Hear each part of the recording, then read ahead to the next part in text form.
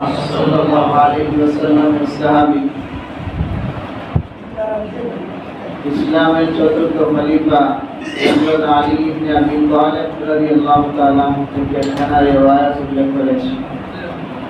আয়াত এবং হাদিসের আলোকে যে বিষয়ের উপর আলোচনা করা হবে, আল্লাহ রাব্বুল আলামিন আমাদের সকলকে কথাগুলো যথাযথভাবে আমলের তৌফিক দান করুন। সকলে বলি আমিন। মুহতারাম হাজিরিন, আমরা সকলে অবগত রয়েছি পবিত্র শাবান মাস অতিবাহিত হচ্ছে। শাবান মাসটি হলো রমজানুল মুবারকের পূর্ব মাস, যে মাসটা রমজানের প্রস্তুতি হিসাবে আল্লাহ রাসূল সাল্লাল্লাহু আলাইহি ওয়াসাল্লাম হাদিসে ঘোষণা করেছেন। আল্লাহ রাসূল সাল্লাল্লাহু আলাইহি ওয়াসাল্লাম শাবান মাসটাকে নিজের মাস বলেও ঘোষণা করেছেন। রাসূল আকরাম সাল্লাল্লাহু আলাইহি ওয়াসাল্লাম এই মাসে তার ব্যক্তিগত আমলগুলোকে বাড়িয়ে দিতেন। আম্মা জান আয়েশা রাদিয়াল্লাহু তাআলা আনহা আল্লাহ রাসূল সাল্লাল্লাহু আলাইহি ওয়াসাল্লামের শাবান মাসের আমলের ব্যাপারে হাদিসে রওয়ায়াত করেন। রাসূল আকরাম সাল্লাল্লাহু আলাইহি ওয়াসাল্লাম এত পরিমাণে শাবান মাসে রোজা রাখতেন, আর রোজা রাখার ধারাবাহিকতা এমনভাবে ছিল আমাদের কাছে মনে হয়তো আল্লাহ রাসূল সাল্লাল্লাহু আলাইহি ওয়াসাল্লাম রোজা ভাঙবেন না, রমজান পর্যন্ত রোজা পৌঁছাবে। আল্লাহ রাসূল সাল্লাল্লাহু আলাইহি ওয়াসাল্লাম এভাবে আমল করতেন। সাহাবায়ে কেরাম রিদওয়ানুল্লাহি তাআলা আজমাইন তাদেরকেও দেখা গিয়েছে রমজানের পূর্ব প্রস্তুতির জন্য শাবান মাসটাকে অত্যন্ত গুরুত্ব প্রদান করতেন। আল্লাহ রাব্বুল আলামিন কুরআনুল কারীমে রাসূল আকরাম সাল্লাল্লাহু আলাইহি ওয়াসাল্লামের জবানের মাধ্যমে কিছু মুহূর্ত এবং সময় রেখেছেন, যে সময় এবং মুহূর্তগুলো সঠিক ব্যবহারের মাধ্যমে, উপযুক্ত ব্যবহারের মাধ্যমে বান্দা আল্লাহ রাব্বুল আলামিনের অনেক নিকটে পৌঁছতে পারে, বান্দা আল্লাহ রাব্বুল আলামিনের নৈকট্য লাভ করতে পারে। পূর্ববর্তী উম্মতদেরকে আল্লাহ রাব্বুল আলামিন অনেক দীর্ঘ হায়াত দান করেছেন, উম্মতে মুহাম্মাদীকে স্বল্প হায়াত দান করেছেন।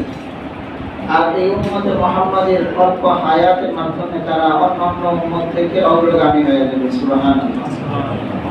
অগ্রগামী হওয়ার মাধ্যম, উপায়, উসিলা হলো এমন কিছু সময়, এমন কিছু মুহূর্ত আল্লাহ রাব্বুল আলামিন দান করেছেন, যে মুহূর্ত, যে সময়গুলো আল্লাহ রাব্বুল আলামিনের কাছে অনেক দামি। আর এই দামি সময়গুলো ব্যবহার করে উম্মতে মুহাম্মদ আল্লাহ রাব্বুল আলামিনের কাছে অত্যন্ত দামি হয়ে যায়, তারা এভাবে অত্যন্ত অগ্রগামী হয়ে যায়। যদি এই সময়গুলো আমি অবহেলাই, আমি এভাবে অনাদরে, আমি এই সময়গুলো কদর না করে আমার কাছ থেকে বিদায় নিয়ে যাই, তাহলে আল্লাহ রাব্বুল আলামিনের প্রিয় পাত্র হওয়ার যে একটা সুবর্ণ সুযোগ ছিল, এই সুবর্ণ সুযোগটা আমি হারিয়ে ফেলি। শয়তান আমাকে ধোঁকা দেয়, শয়তান আমার সম্মুখে অনেক সুযোগ বের করে নিয়ে আসে যে এখনো তোমার সময় হয়নি, বা এখনো তুমি উপযুক্ত হও নাই, তোমার বয়স এখনো কম, বা আরো কতই তোমার জীবনে এই সময়গুলো আসবে। আল্লাহ রাব্বুল আলামিন পবিত্র শাবান মাসের একটা বিশেষ রাত্রির ব্যাপারে কুরআনুল কারীমে বলেছেন, আমিন ওয়াল কিতাবিল মুবিন ইন্না আনজালনাহু ফি লাইলাতিন মুবারাকাতিন ইন্না কুন্না মুনজিরিন। লাইলাতুল মুবারাকা, আল্লাহ রাব্বুল আলামিন লাইলাতুল মুবারাকা হিসাবে কুরআনুল কারীমে ঘোষণা করেছেন মহিমান্বিত এক রাত, মহিমান্বিত এক রজনী, যে রজনীর মাঝে আল্লাহ রাব্বুল আলামিন অনেক বরকত রেখেছেন। আল্লাহ রাব্বুল আলামিন বান্দার জন্য তার রহমতের দরজাগুলোকে খুলে দেন। আল্লাহ রাসূল সাল্লাল্লাহু আলাইহি ওয়াসাল্লাম থেকেও এই রাত্রে আমল পাওয়া যায়। আল্লাহ রাসূল সাল্লাল্লাহু আলাইহি ওয়াসাল্লাম এই রাতটাকে তার হাদিসের ভাষায় লাইলাতুল নিসফ মিন শাবান, শাবানের যে মধ্য রজনী, শাবানের মধ্য রজনী, এই মধ্য রজনী বলে আল্লাহ রাসূল সাল্লাল্লাহু আলাইহি ওয়াসাল্লাম তার হাদিসে উল্লেখ করেছেন। আমরা আমাদের আঞ্চলিক পরিভাষায় যেটাকে শবে বরাত আমরা বলে থাকি। বারাতুল শব্দের অর্থ হলো মুক্তি, ভাগ্য। শবে বরাত সব শব্দের অর্থ হলো রাত্রি, তাহলে ভাগ্যের রাত্রি বা মুক্তির রাত্রি আমরা আমাদের আঞ্চলিক ভাষায় বা ফার্সি ব্যবহারিক শব্দের মাধ্যমে আমরা প্রকাশ করে থাকি লাইলাতে বারা বা শবে বরাত। এই রাত্রিটাও আল্লাহ রাব্বুল আলামিনের কাছে অত্যন্ত গুরুত্বপূর্ণ একটি রাত্রি। আল্লাহ রাসূল সাল্লাল্লাহু আলাইহি ওয়াসাল্লাম হাদিসে বলেছেন এমন কিছু রাত্রি রয়েছে যে রাতগুলোর ইবাদত আল্লাহ রাব্বুল আলামিনের কাছে অত্যন্ত প্রিয়। আল্লাহ রাব্বুল আলামিন অত্যন্ত পছন্দ করেন যে রাত্রিগুলো দোয়া আল্লাহ রাব্বুল আলামিন ব্যর্থ করেন না, বৃথা করেন না, আল্লাহ রাব্বুল আলামিন কবুল করে নেন। আল্লাহ রাসূল হাদিসে বলেন সেই রাত্রিগুলো হলো সারা বছরে যে রাত্রিগুলো এসে থাকে লাইলাতুল জুমআ, জুমার রাত্রি। জুমার রাত্রিটা আল্লাহ রাব্বুল আলামিনের কাছে খুব প্রিয়। এই রাত্রে ইবাদতটা আল্লাহ রাব্বুল আলামিন পছন্দ করেন। আল্লাহ রাব্বুল আলামিন এই রাত্রের ইবাদতকে গ্রহণ করে থাকেন। দুই ঈদের রাত্রি, লাইলাতাইল ঈদাইন, ঈদের রাত্রি, ঈদুল আযহা এবং ঈদুল ফিতর, যে সময়গুলো আমরা অবহেলায় অতিবাহিত করি, আমরা আমার আনন্দে, আমরা উৎফুল্ল হয়ে, আমরা নিজেদের কাজের মাঝে ব্যস্ত রেখে যে রাত্রগুলো অতিবাহিত করি, এই রাত্রগুলো ঈদের রাত্র। এই দুইটা রাত্র আল্লাহ রাব্বুল আলামিনের কাছে অত্যন্ত প্রিয়। এর ইবাদতগুলো আল্লাহ রাব্বুল আলামিনের কাছে অত্যন্ত প্রিয়। তিনি ভালোবাসেন ইবাদতগুলোকে আল্লাহ রাব্বুল আলামিন কবুল করে নেন। আল্লাহ রাসূল সাল্লাল্লাহু আলাইহি ওয়াসাল্লামের হাদিসে পাওয়া যায় আরেকটি রাত্র হলো আল আউয়াল লাইলাতিন মিন রজব, রজব মাসের প্রথম রাত্রি। রজব মাস শুরু হওয়ার যে প্রথম রাত্রিটা রয়েছে, এই রাত্রিটা আল্লাহ রাব্বুল আলামিনের কাছে খুব প্রিয়। আরেক রাত্রের কথা আসে লাইলাতুল নিসফ মিন শাবান, শবে বরাতের রাত্রি। এই রাত্রেও আল্লাহ রাব্বুল আলামিন ইবাদতটাকে পছন্দ করেন। আল্লাহ রাব্বুল আলামিন এই ইবাদত পছন্দ করেন এবং বান্দার সমস্ত চাওয়া পাওয়াকে আল্লাহ রাব্বুল আলামিন কবুল করে নেন। আল্লাহ রাসূল সাল্লাল্লাহু আলাইহি ওয়াসাল্লামের সাহাবী হযরত আলী রাদিয়াল্লাহু তাআলা আনহু বলেন, ইযা কানাত লাইলাতুন নিসফ মিন শাবান ফাকুমু লাইলাহা ওয়াসুমু নাহারাহা ফাইন্না আল্লাহ তাআলা ইয়ানজিলু ফিহা বিগুরুবিশ শামসি ইলা সামাই দুনিয়া। আল্লাহ রাব্বুল আলামিন এই রাতে আলী রাদিয়াল্লাহু তাআলা আনহু বলেন, যখন লাইলাতুল নিসফ মিন শাবান, শাবানের মধ্য রজনী আসবে, ফাকুমু লাইলাহা, এই রাতটা তোমরা ইবাদতের মাধ্যমে কাটাও, রাতটা ইবাদতের মাধ্যমে তোমরা জাগরণ করো, রাতটা উজ্জীবিত করো ইবাদতের মাধ্যমে। ফাসুমু নাহারা, আর দিনটা রোজা বা পালনের মাধ্যমে অতিবাহিত করো। আল্লাহ রাসূল সাল্লাল্লাহু আলাইহি ওয়াসাল্লাম সাহাবায়ে কেরামকে ইবাদতের ব্যাপারে উদ্বুদ্ধ করেছেন যে তোমরা এই রাত্রিতে ইবাদত করো এবং দিনে রোজা রাখো, রোজা পালনের মাধ্যমে দিনটাকে অতিবাহিত করো। ফাইনাল্লাহ তাআলা ইয়ানজিলু ফিহা ইলা সামাই দুনিয়া, আল্লাহ রাব্বুল আলামিন আসমানে প্রতি রাত্রেই অবতরণ করেন। আসমানে আল্লাহ রাব্বুল আলামিনের খাস রহমত নিয়ে তার বান্দাদের দিকে ধাবিত হইতে থাকেন, আমার বান্দারা কে কোথায় আছো, আমার দিকে আসো। প্রত্যেক রজনীর শেষ ভাগে আল্লাহ রাব্বুল আলামিন আসমানে আসেন, আসমানে এসে বান্দাদেরকে আহ্বান করতে থাকেন। আর আজকের এই রাত্রির শুরু ভাগ থেকে ইয়ানজিলু ফিহা লিগুরুবিশ শামসি, সূর্য যখন অস্ত যাবে, সূর্য অস্ত যাওয়ার সাথে সাথে আল্লাহ রাব্বুল আলামিনের রহমত বান্দার কাছাকাছি চলে আসে, বান্দার একেবারে সন্নিকটে আসে, প্রথম আসমানে চলে আসে, ইলা সামাই দুনিয়া, দুনিয়ার আসমানে আসে। দুনিয়ার আসমানে আসার পর ফায়াকুলু আলা মিন মুস্তাগফিরিন, আল্লাহ রাব্বুল আলামিন তার বান্দাদের দিকে অপেক্ষা করতে থাকেন, আমার বান্দারা কে কোথায় কিভাবে রয়েছে, তারা আমার দিকে আসো, আমি তোমাদের আহ্বানে এভাবে সাড়া দিব। নবী ইবাদি আন্নী আনাল গফুরুর রহিম, নাব্বি ইবাদি আন্নী আনাল গফুরুর রহিম, আমার বান্দাদেরকে আপনি জানিয়ে দেন আন্নী আনাল গফুরুর রহিম, আমি ক্ষমাশীল, আমি রহিম, আমার রহমত তোমাদের কাছে রয়েছে, আমার ক্ষমা এবং মাগফিরাত তোমাদের কাছে রয়েছে। আপনি বান্দাদেরকে এই সংবাদ প্রদান করেন। আল্লাহ রাব্বুল আলামিন কোরআনুল কারীমে বলেন যে আমার বান্দাদেরকে ক্ষমা এবং মাগফিরাতের সুসংবাদ তাদেরকে প্রদান করেন, তারা যেন আমার কাছে আসে। লা তাকনাতু মির রাহমাতিল্লাহ, লা তাকনাতু মির রাহমাতিল্লাহ। আল্লাহ রাব্বুল আলামিনের রহমত থেকে তুমি যত বড়ই পাপী এবং পাপিষ্ঠ হও, আল্লাহর রহমত থেকে নিরাশ হও না, আল্লাহর রহমত থেকে নিরাশ হও না। আল্লাহ রাব্বুল আলামিন তোমাকে সংবাদ প্রদান করছেন, আমি আসমানে চলে আসি, রাত্রের শুরুতে আমি আসমানে আসি, আসমানে এসে আমার বান্দাদেরকে বলতে থাকি আমার রহমত আমার কাছে রয়েছে, আমার মাগফিরাত আমার কাছে রয়েছে, বান্দা তুমি আমার কাছে আসো।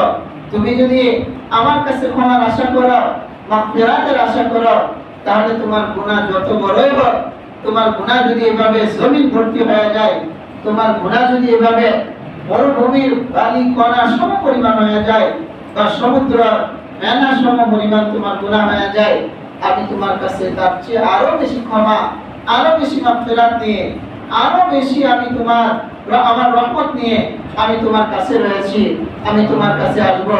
বান্দা তুমি আমার কাছে এভাবে ফিরে আসো, তুমি আমার কাছে এভাবে ফিরে আসো, আমার সাথে শিরিক করো না। শিরিক ব্যতীত যে কোনো পরিস্থিতিতে যে কোনো গুনাহ যদি অনুতপ্ত হয়, তুমি এই গুনাহর প্রতি অনুশোচনা করে গুনাহ তওবা করে যদি তুমি আমার কাছে আসো, আমাকে আরো প্রশস্ত দেখবে, আমি আরো বিশাল, আমি আমার ক্ষমার মাগফিরাতের বিশালত্ব নিয়ে তোমার দরবারে আমি উপস্থিত হব।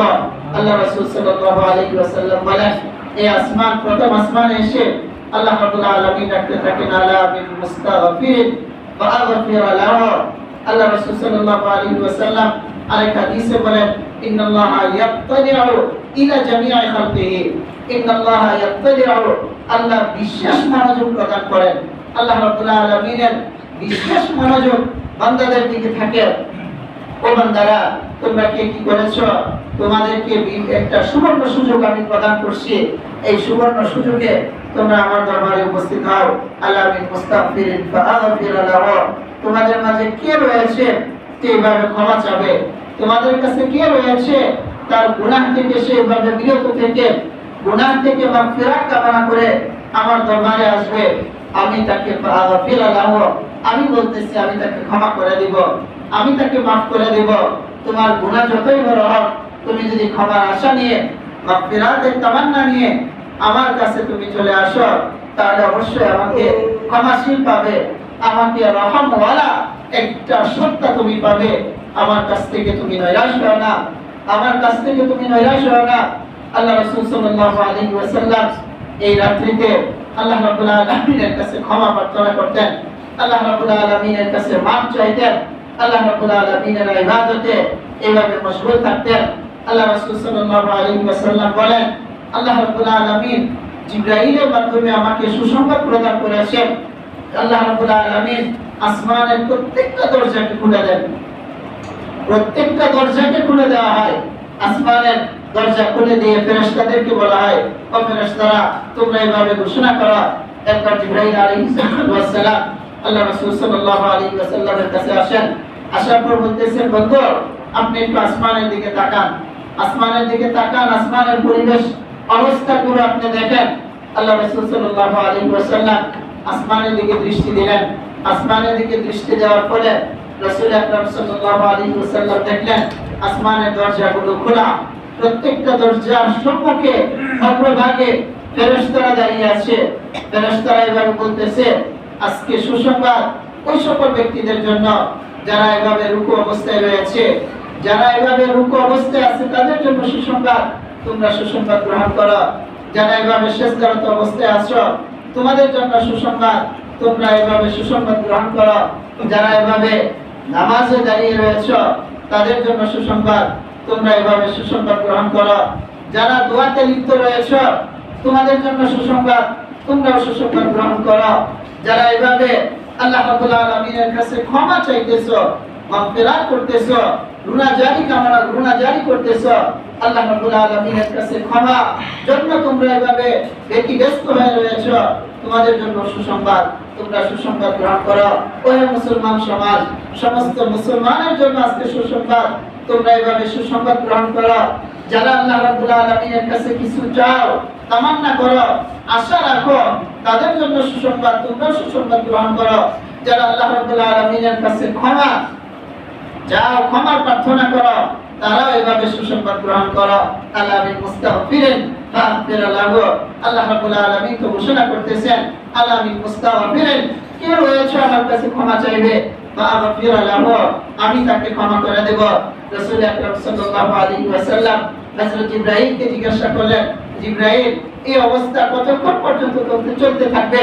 আল্লাহ রাসূলকে জিবরাইল আলাইহিস সালাতু ওয়াস সালাম জবাব দেন, আপনার উম্মতের জন্য এই সুসংবাদগুলো রাত্রের শুরু থেকে হাত্তা ইয়াতলু আল ফজর, ফজর উদিত হওয়া পর্যন্ত, সুবহে সাদেক হওয়া পর্যন্ত আল্লাহ রাব্বুল আলামিনের পক্ষ থেকে এই সুসংবাদ, আল্লাহ রাব্বুল আলামিনের পক্ষ থেকে এই মাগফিরাতের ঘোষণা থাকতেই থাকবে, মাগফিরাতের ঘোষণা হতে থাকবে। আল্লাহ রাব্বুল আলামিন এই ঘোষণা করতেছেন, আলা মিন মুস্তাগফিরিন ফাগফির লাহু, আলা মিন মুস্তাগফিরিন, কে আসো আমার কাছে ক্ষমা চাওয়ার, ফাগফির লাহু, আমি তাকে এভাবে ক্ষমা করে দিব। এই ঘোষণা আল্লাহ রাব্বুল আলামিন রাত্রের শুরু থেকেই দিবেন। শাবানের 14 তারিখ দিবাগত যে রাত্র রয়েছে, 15 তারিখের যে রাত্র রয়েছে, লাইলাতুন নিসফ মিন শাবান, মধ্য রজনী, যেটা আমাদের সম্মুখে রয়েছে, আজকে শাবানের 14 তারিখ, আজকে দিবাগত সন্ধ্যার পরে যে রাত্রটা রয়েছে, এই রাত্রি আল্লাহ রাব্বুল আলামিন এই ঘোষণাগুলো করতে থাকেন। এই ঘোষণাগুলো আল্লাহ রাব্বুল আলামিন করতে থাকবেন।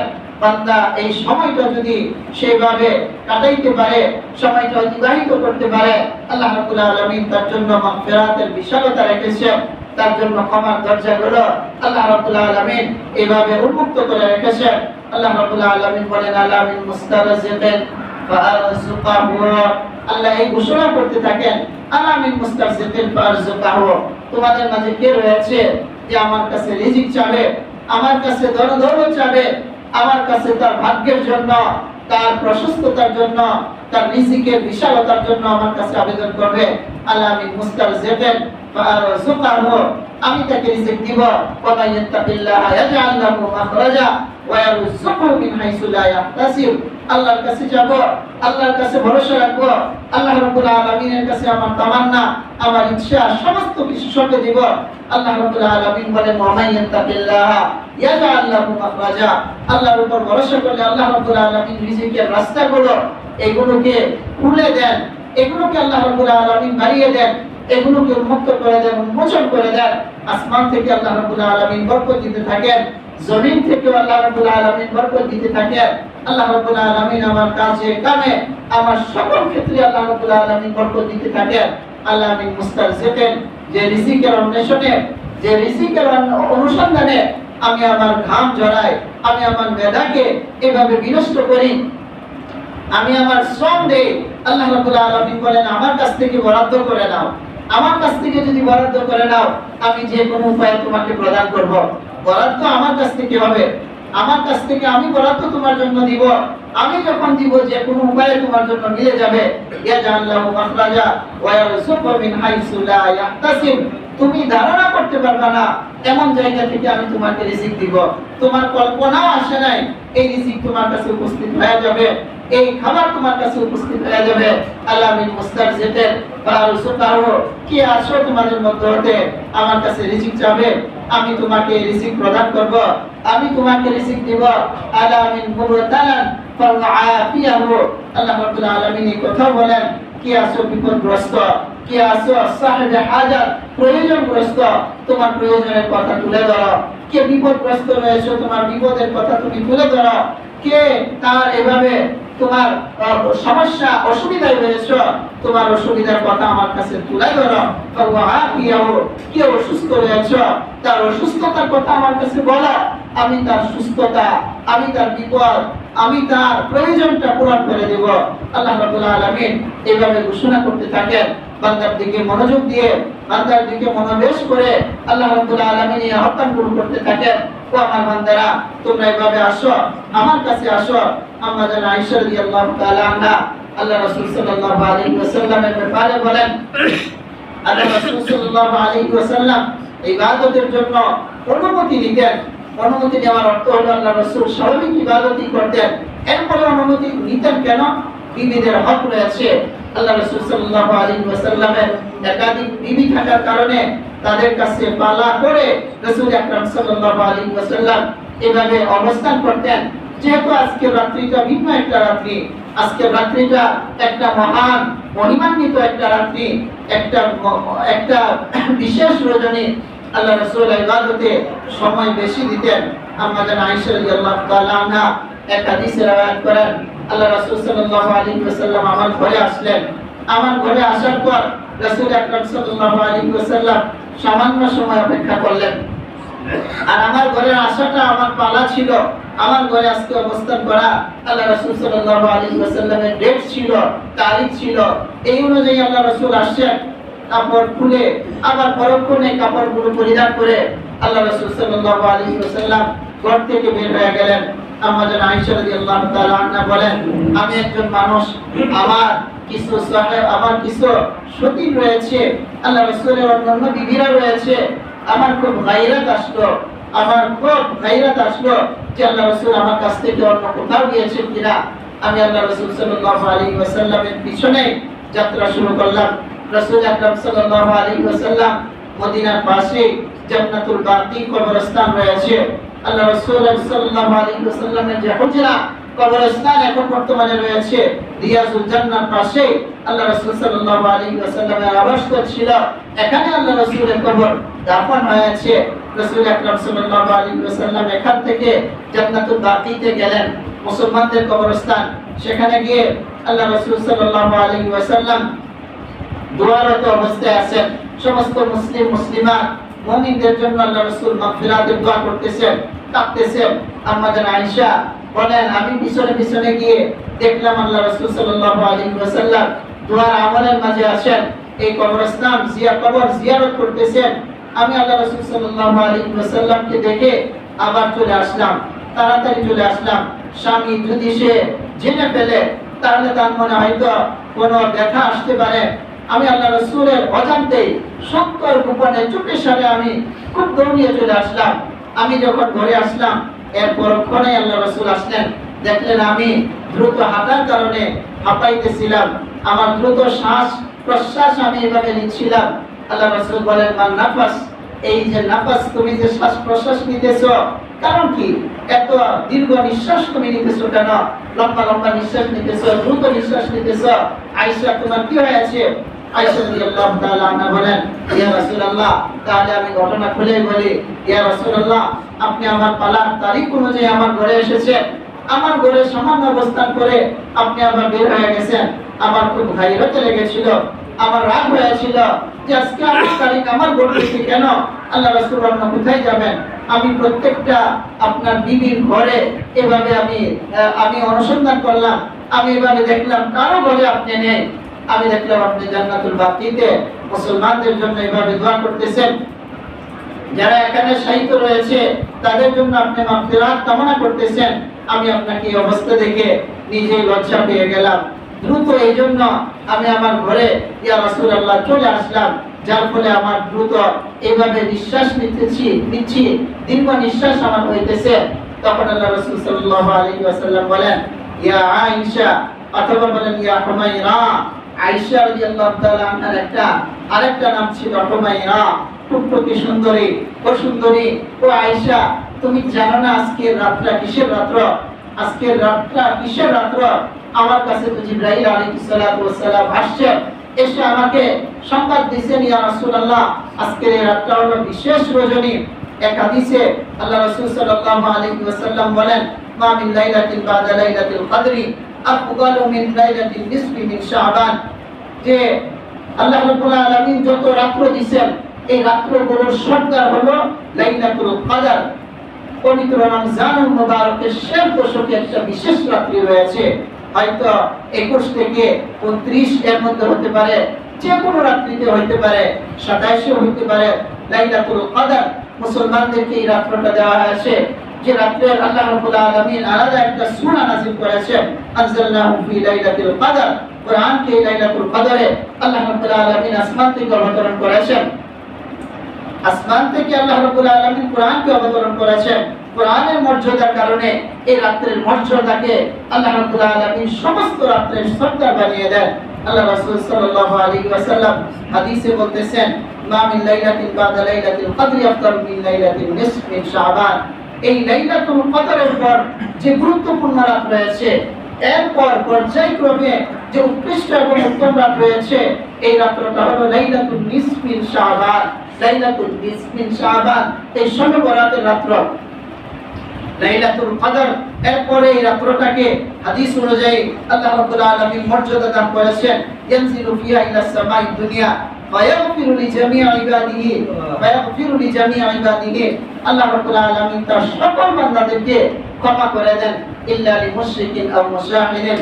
আল্লাহ রাসূল সাল্লাল্লাহু আলাইহি ওয়াসাল্লাম বলেন, যারা শিরকরত অবস্থায় রয়েছে তাদেরকে আল্লাহ রাব্বুল আলামিন ক্ষমা করেন না, এবং যারা তাদের অন্তরে হিংসা লালন করে, আউলি মুশাহিদিন ঘৃণা হিংসা যাদের অন্তরে রয়েছে, এই জঘন্য বস্তু যাদের উপর রয়েছে, হাত্তা ইয়াদা আহলুল হিকমি হিকনাহুম, তারা তাদের হিংসাকে যতক্ষণ না বর্জন করে, তারা তাদের এই অবস্থাকে যতক্ষণ না পরিহার করে, পরিত্যাজ্য করে, ততক্ষণ পর্যন্ত তাদেরকে এই অবস্থায় রেখে দেওয়া হয়, অর্থাৎ তাদেরকে ক্ষমা করা হয় না।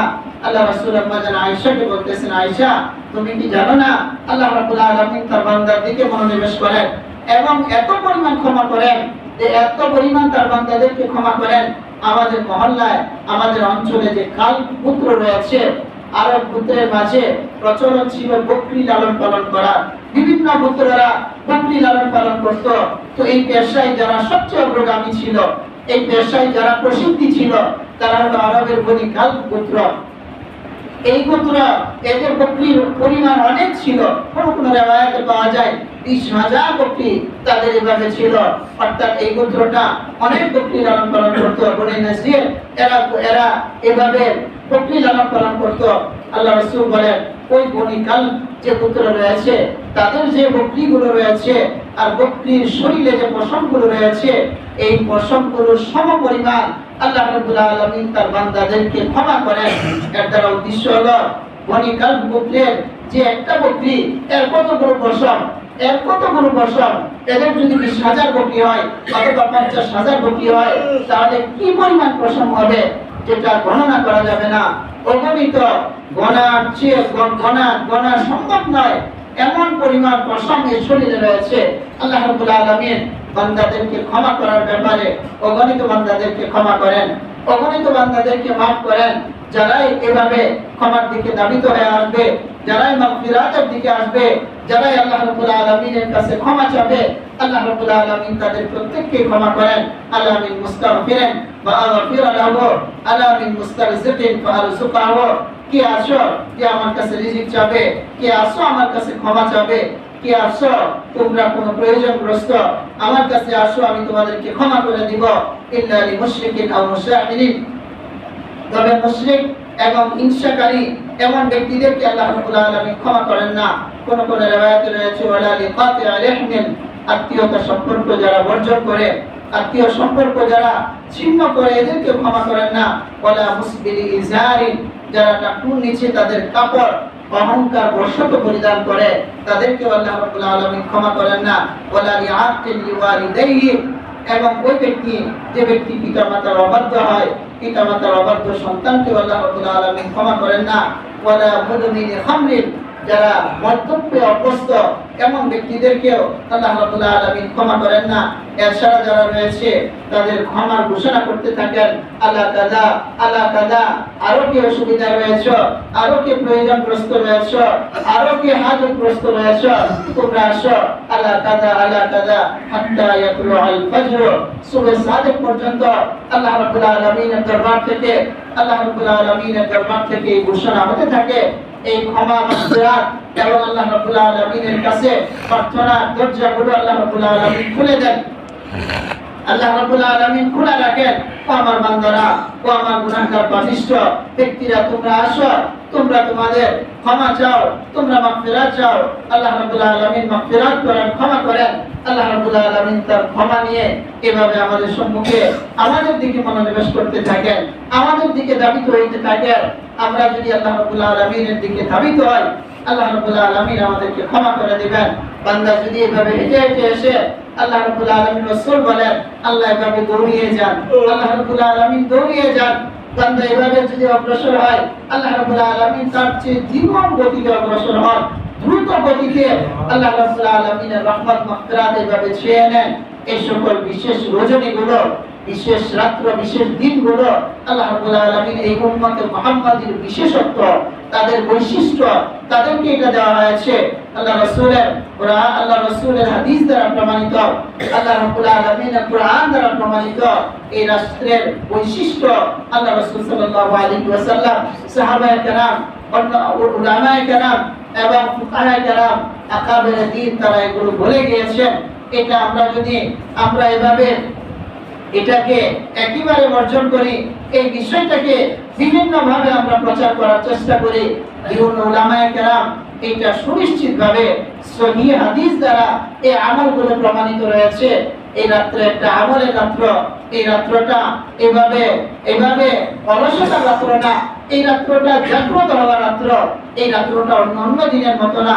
তবে এই রাত্রে আমরা কুসংস্কার, আমরা আমাদের সামাজিক যে সমস্ত কুসংস্কারগুলো রয়েছে, রুটি বানাইতে হবে, হালুয়া তৈরি করতে হবে, বিশাল বিশাল প্রাণীর আকৃতির রুটি ক্রয় করতে হবে।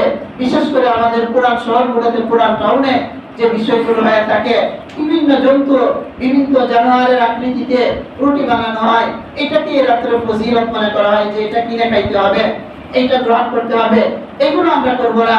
আমাদের কাজ হবে আমরা সারা রাত্র ইবাদত করব। ইবাদতের জন্য, শরীরকে হালকা রাখার জন্য খাবার আরো কম খাওয়া, চার ব্যবস্থা করা, এগুলোর মাধ্যমে আমার ইবাদতের সময় কাটানো যাবে। আমি যদি এই রাত্রে আরো বেশি পরিমাণ খাই, ভালো খাই, তাহলে তো আরো আগে ঘুমিয়ে যাব, আরো আগে আমার ঘুম চলে আসবে, অলসতা চলে আসবে।